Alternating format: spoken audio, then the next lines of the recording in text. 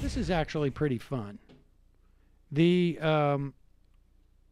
James O'Keefe attempted to set out to prove that the Washington Post, and look, you'll recall that it was first the Gateway Pundit, I believe, wrote a story that the Washington Post reporters were offering money to hear back from people who would be willing to go on the record to criticize Roy Moore.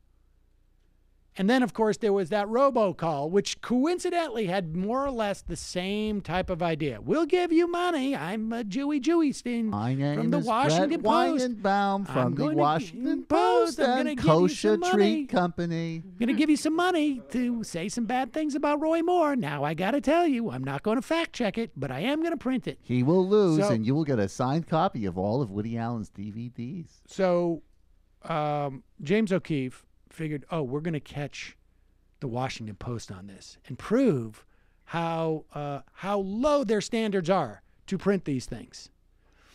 And so they sent a woman in claiming to have been assaulted by Roy Moore as a child. I think maybe she claimed she was going to claim she was raped. No, well, I think certainly statutory rape, and that he also had forced her to get an abortion. And had forced her to get an abortion. And so they contacted the Washington Post. And here is, after 2 weeks of just investigating her claims via email, the Washington Post reporter shows up at a restaurant. Stephanie McCrummen sits down with this so-called Jamie Phillips, I think that may be her real name, and turns the tables. The video you're watching is from a Washington Post, another Washington Post video person who surreptitiously put the video down and literally turned the tables on Jamie Phillips. Watch how she reacts as she starts to realize, like, oopsie doopsie. She's quick on her feet. Yep.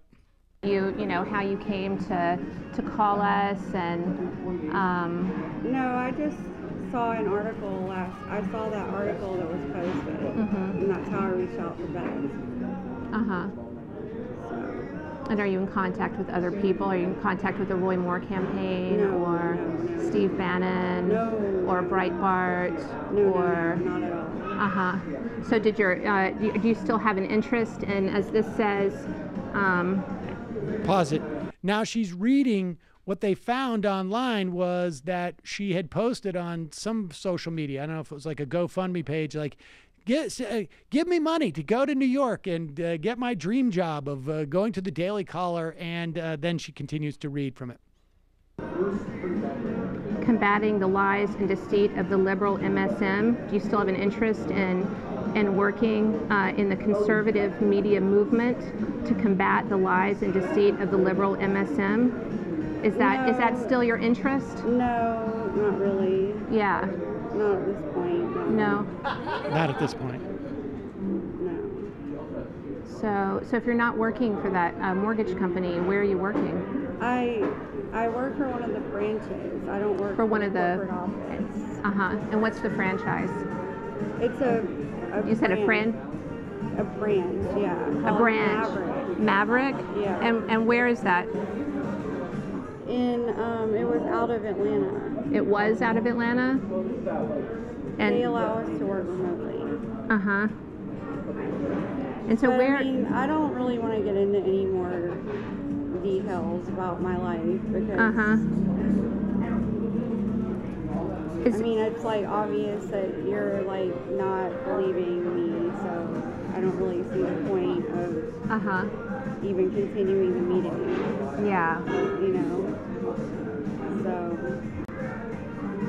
I probably should just like cancel the whole thing. Okay. Okay. Well, if there's anything, if there's anything you want to say for the record, we're, like I said, we're planning to write a story. Your name will be, probably could be in the story. So if you want to explain, this is your chance to explain. Well, we're all on the record, as I said, and this is go on the record, and this is you, right? But this is your chance now, if you want to really explain this. I mean it, I mean, there's nothing to explain. So, I mean, I haven't agreed to go on the record at all with the post. So, I mean, I don't know what there is to talk about at this point. Yeah. And it goes on. It's worth watching the whole thing for a number of reasons. It's fun to watch someone who's getting caught in a huge lie. B, you also see what a really good reporter does in asking the questions and where she picks up on what she is saying. And ultimately, Jamie Phillips left the restaurant after being told that it was on videotape and this and that, and never gave up the ghost.